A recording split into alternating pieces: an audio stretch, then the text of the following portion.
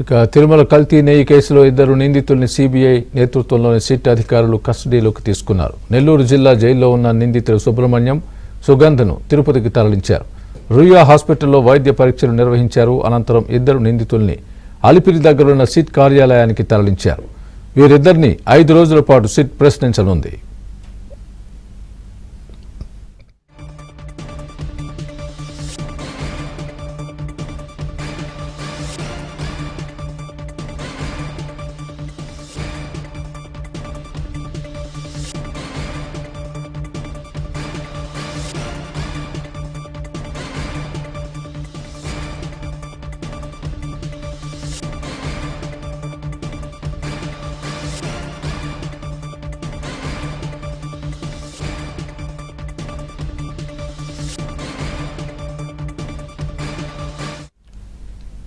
తిరుమల కల్తీ నెయ్యి కేసులో ఇద్దరు నిందితుల్ని సిబిఐ నేతృత్వంలోని సిట్ అధికారులు కస్టడీలోకి తీసుకున్నారు. నెల్లూరు జిల్లా జైల్లో ఉన్న నిందితులు సుబ్రహ్మణ్యం, సుగంధ్ను తిరుపతికి తరలించారు. రుయా హాస్పిటల్లో వైద్య పరీక్షలు నిర్వహించారు. అనంతరం ఇద్దరు నిందితుల్ని అలిపిరి దగ్గరున్న సిట్ కార్యాలయానికి తరలించారు. వీరిద్దరిని 5 రోజుల పాటు సిట్ ప్రశ్నించనుంది.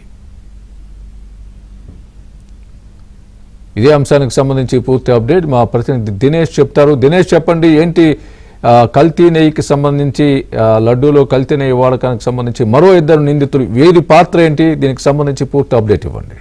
స్వామి, మొత్తం మీద ఈ యొక్క కేసు సిబిఐకి సంబంధించిన సిట్టు దర్యాప్తు అనేది ఛార్జ్ షీటు 15 లోపల తుది ఛార్జ్ షీట్ వేసే అవకాశం ఉంది అనేటువంటి అంశం మనకు తెలుస్తోంది.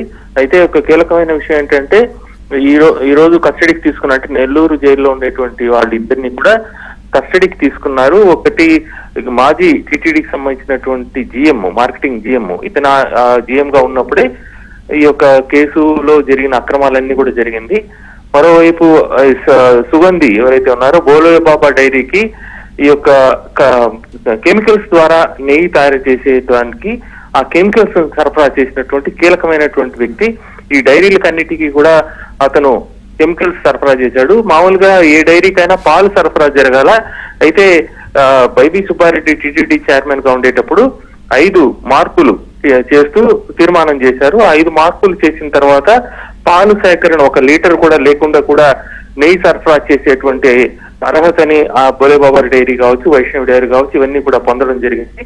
అలా మార్పు చేసిన తర్వాత నెయ్యి పాలు లేకుండానే కెమికల్స్ తో, అంటే ఫర్ ఎగ్జాంపుల్ నెయ్యి వాసన కోసం ఒక కెమికల్, జిగటగా ఉండడానికి ఒకటి, పూసగా ఉండడానికి ఒక కెమికల్, ఇట్లా 5-6 కెమికల్స్ ని ల్యాబ్ లో వేసి ప్రయోగాలు చేసి ఆ ప్రయోగాలతో వచ్చినటువంటి దీంతో నెయ్యి తయారు చేసేటువంటి ప్రక్రియకి ఈ యొక్క సుగంధి ఎవరైతే ఈ రోజు కస్టడీకి తీసుకున్నారో ఆ వ్యక్తి కీలకమైన పాత్ర పోషించారు.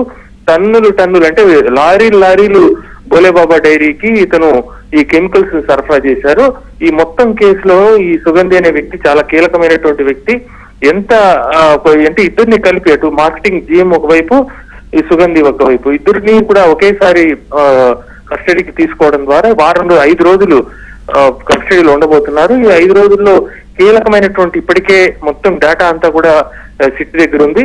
ఫైనల్ కంక్లూషన్స్ ఏదైతే డౌట్స్ ఉన్నాయో వాటిని క్లారిఫై చేసుకుని ఛార్జ్ షీట్ వేయడానికి ముందు వీళ్ళని తీసుకోవడం అంటే ఇక చాలా కీలకమైన పరిణామం అని చెప్పుకోవచ్చు Swami. Right Dinesh, thanks for the update.